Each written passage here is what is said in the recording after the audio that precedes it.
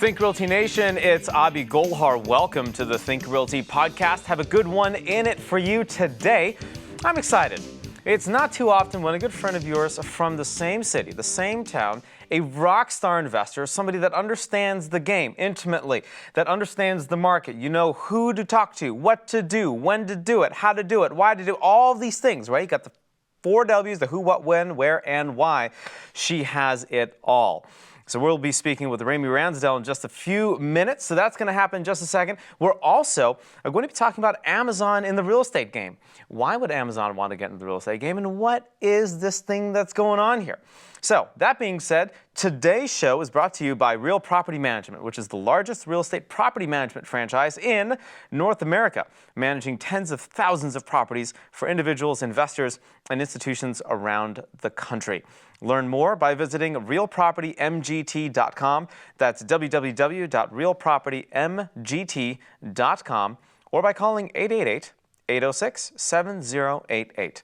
Again, 888-806-7088. Let's go ahead and get to the show. Amy, welcome.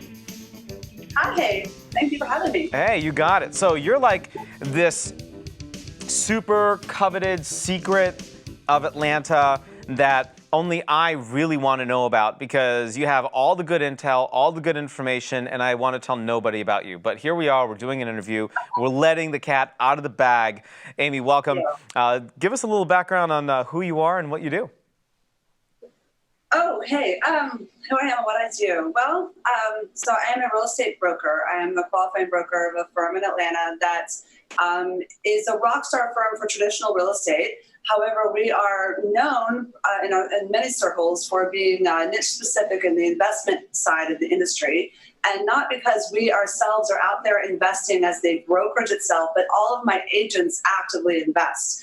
And most of them join here because that is their ultimate purpose, is to eventually replace their active income as agents through investment. Awesome. That's my point.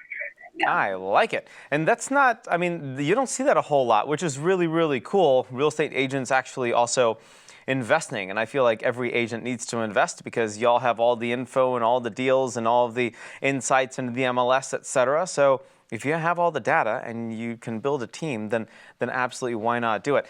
And we also have Think Realty, the Think Realty conference and Expo coming to Atlanta, September 21st and 22nd. And you're going to be the voice behind that. So that is awesome. Super excited for you to MC that event. Tell us why you're so excited about the Think Realty Atlanta event. So first of all, I'm honored and grateful. Thank you to Think Realty for allowing me to be the MC for the Atlanta event. But this type of expo is something that I've always been a proponent of. I've been doing investing for 18 years. I didn't get my license till about halfway in. And one of the things that I've always found so imperatively important to my career growth was being collaborative between both the realtor community and the investment community, which is a lot about what Think Realty is about. And so this expo is an amazing opportunity for everybody in the Atlanta real estate community to come together to not only hear from some amazing speakers and amazing panels, but to network at a really high level and be around service providers that are truly going to launch their business forward. And so it's something that I'm majorly passionate about, is this type of event for growing your business. So I'm, again, honored to be able to be the MC and encourage everyone to attend.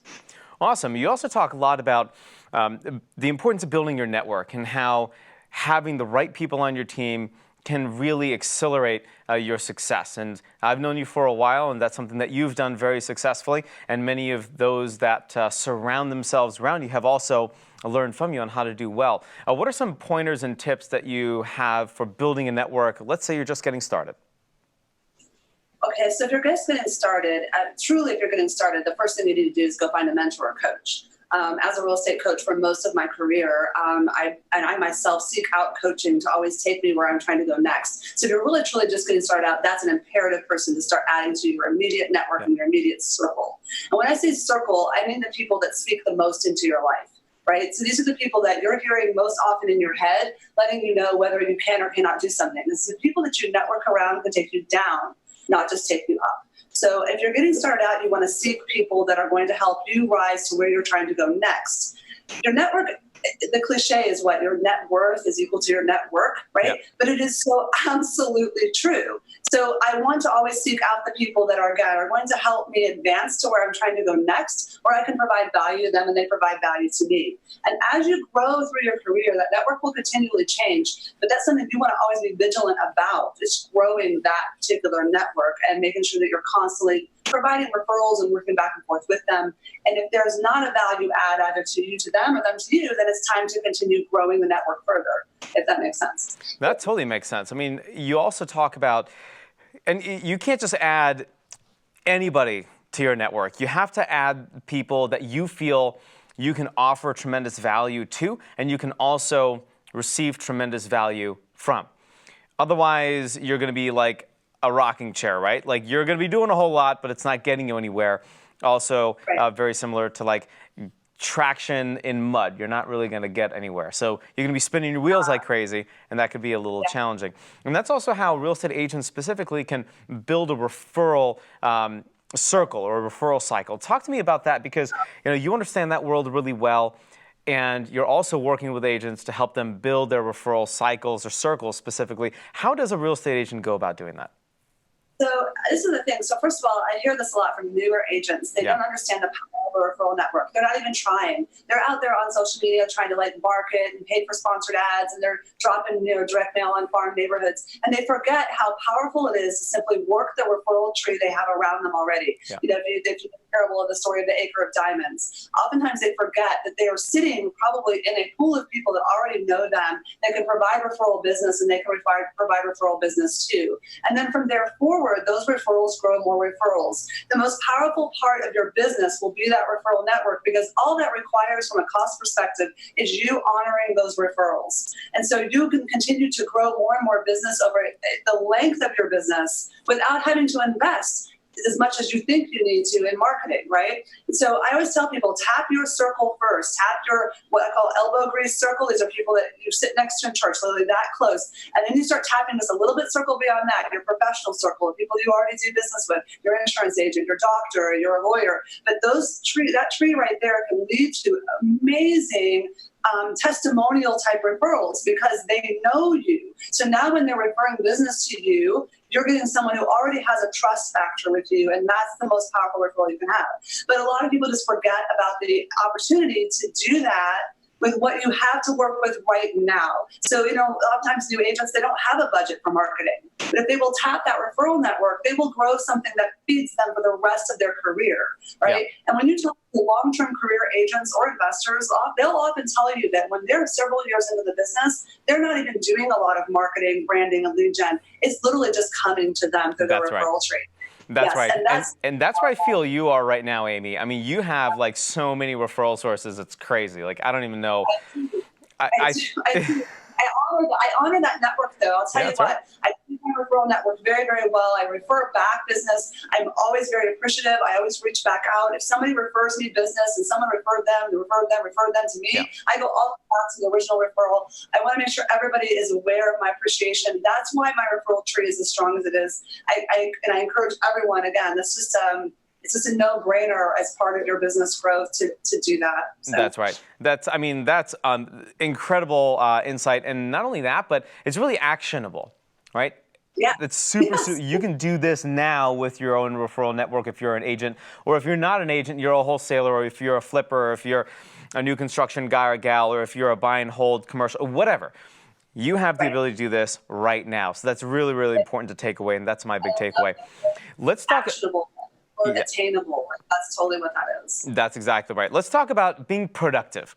Now, real estate agents, real estate investors, me specifically, I have a crazy calendar. I like to color code, and sometimes I have ADD, right? I'm like, all right, well, this opportunity looks good, or that opportunity looks good, or I'm just like, hey, look, squirrel. So how does one, in today's world, be really productive? Okay, so couple things I'm going to go with there. First of all, yes, we all have entrepreneuritis, which leads us to chase shiny pennies and squirrels, and it's an industry, particularly in real estate, where we're shoved with a fire hose in our throat all the time. And we're being influenced and manipulated by marketing that this is the new thing, you should be doing this, and this is the new thing, you should be doing that. And so the first thing is to really first focus on what you truly need and what you truly want for your business and for the direction of your life. That's number one. A lot of people have trouble doing that. If you don't have clarity of what it is that you're wanting to do, then it's really hard to filter down to the most important tasks to be pursuing, to be productive, and then you will be chasing anything and everywhere because you aren't clear first on what you want. So I think that's number one. And finding a good coach or mentor can sometimes help you get there if you're not able to do that on your own. Secondly, I would say is that you have to look at everything going on in your life or your world and really boil down to what are the most important rocks, if you're a traction reader, or or we call for in our company hashtag IPT, which is income producing tasks. If it's an income producing task, then that should take priority, right? So I don't know if I lost you or not. No, we're good. I'm with you 100%. So income producing tasks are really, really important, and you have to be willing to filter and eliminate everything that's not going to lead you towards that clarity decision that you've chosen to head towards, so that you ignore the pennies and the squirrels, and then put most of your energy towards income producing tasks. Now the reality is we all have a million things on our plate that are not necessarily directly income producing, but still have to be done. So the third thing you've got to do is determine, what are you worth per hour? Like, seriously, if you're listening to me right now, have you thought about it? What do you want to net per year? Now, divide that into working 40 hours a week, 48 weeks a year. Let's say 48, not 52, because you're going to go on vacation, okay? So out of 48 weeks per year, into that amount of money, what does that come to per hour? Because that's what you're worth. That's what you're saying you're worth, and it can be different for everybody. But if there are things that you're doing every day that have to be done for your business that are getting in the way of income producing tasks, hashtag IPTs, then you need to be outsourcing those things because they can be done by someone who makes less per hour or can be paid to do it at less per hour than you say that you're worth, right? A good example is bookkeeping. How many of you do your own bookkeeping when you can hire a bookkeeper for $30 to $45 an hour? That's right. But you $300 an hour. Well, why are you doing the bookkeeping? I could never. Absolutely. I mean, these are some tasks that every investor, that everybody, I mean, you don't even have to be a real estate investor. You don't even have to be in real estate. And you know which of these tasks are revenue generating and which ones are not revenue generating. Yes, and 20 years ago, one of my corporate roles was to work with business-to-business sales executives. And I would go in. This is back when we didn't have smartphones. I mean, I'm not old. So we would come in with the day timers, right? And I'd hand everybody a red pen and a green pen, and I have them go through and highlight red and green what was income producing, what wasn't, to prove to them that they were bleeding to death, right? Because once they started realizing that most of what they did was red, they were like, oh gosh, So it doesn't matter what end of business you're in, whether you're in a corporate role or any entrepreneurial field at all. We all know what seems to be the most important nuggets for our business. And the irony is a lot of us will not touch those nuggets, like follow-up calls. We will all procrastinate on follow-up calls, yet that's the number one task for our business. And yet we will procrastinate on that and find other things to do. So just saying. That's right. And so there are all these tasks out there, and there's one company that does a really, really good job of helping you organize that. And they're trained VAs, virtual assistants from around the world that can help support me, a real estate investor that I don't have a huge budget, but that doesn't mean that I have to sacrifice my revenue generating activity for time. And that's a really key concept. So in 30 seconds, maybe less than a minute, because we got to wrap up here, tell me a little bit about Reva Global and what you guys do and how we can get in touch. Yes, so Reva Global is a virtual assistant provider that's unlike everything else out there, and I know everybody says that, but we really are. When we set out to form Reva Global, we decided to solve all the most common problems happening with hiring VAs So our virtual assistants are pre-trained. They're actually on payroll with our companies. So you're not just going out searching through resumes to find some random person that you hope can do the work that you need. And because we focus almost entirely, although we work for entrepreneurs in any industry, but we have a large division that focuses with real estate agents, brokers, investors, property managers. And so we know the most common tasks that they seem to ask for. So the VAs are pre-trained in the terminology and language proficiencies and so forth needed to really help you be more effective with those tasks. So Reba Global is designed to help you outsource so you can do what you do best, but outsource the rest. That's our favorite phrase. But finding us for Reba Global was rebaglobal.com. You're welcome to go there. I would love if you filled out the contact us form and put in the memo that the word think, so we know you heard about us through Think Realty. Awesome. We'll do something special for you there. And you can always find me on Facebook and message me. And what I'll do is I'll hook you up with one of our team members and they can give you more details. Awesome. Amy, thanks so much. I appreciate the insight. And it's a good reminder that my focus needs to be more on revenue generating activity, and I can hire out the rest. Just like you can outsource it all. People ask me all the time, how do you do what you do? You know how I do it? I have virtual assistants. I have whole teams of virtual assistants doing things for me so that I can focus on the growth of my business. Beautiful. Thanks so much for joining us. I appreciate it. I appreciate it. Thank you, Avi. Hey, you got it. More with Amy. You want to say hi to her. You want to meet with her. You can do so at Think Realty in Atlanta from September 21st to the 22nd. Make sure that you are there.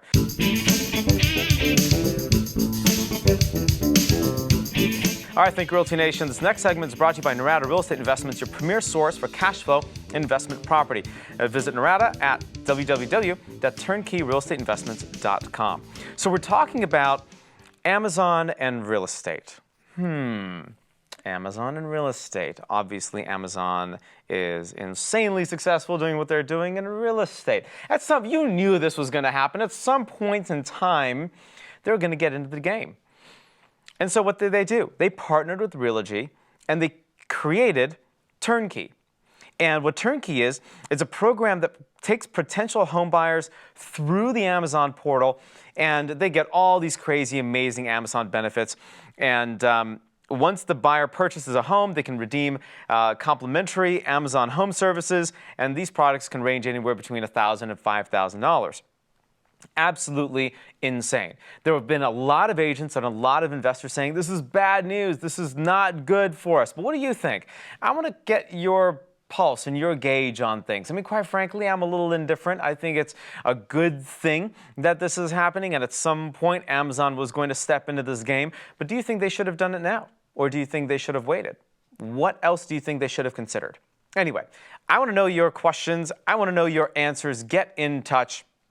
Head on over to thinkrealty.com. This show is brought to you by Real Property Management, which is the largest residential property management franchise in North America, managing tens of thousands of properties for individuals, investors, and institutions throughout the country. Learn more at realpropertymgt.com, or you can also call them at 888-806-7088. Until next time, happy investing.